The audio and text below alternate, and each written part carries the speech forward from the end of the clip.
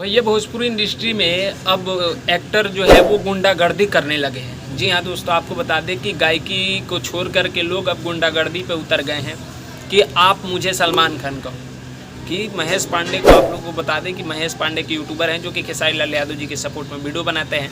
उनके साथ बहुत ही गलत किया गया है।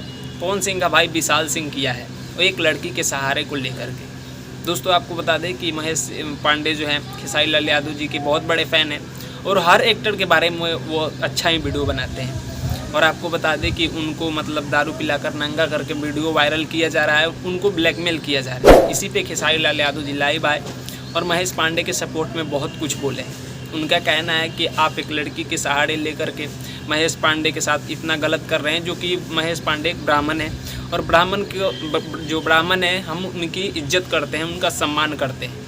और आप लोग उनका बेइज्जती कर रहे हैं, उनको नंगा करा करके उठक बैठक करा रहे हैं। ये कहाँ तक सही है? खेसारी लाल यादव जी का कहना है कि जिसके पास जितना दिमाग होता है वो उतना ही करता है। बाकी खेसारी लाल यादव जी सपोर्ट किए हैं महेश पांडे को, क्योंकि उनके ही सपोर्ट में महेश पांडे वीडियो बनाते हैं।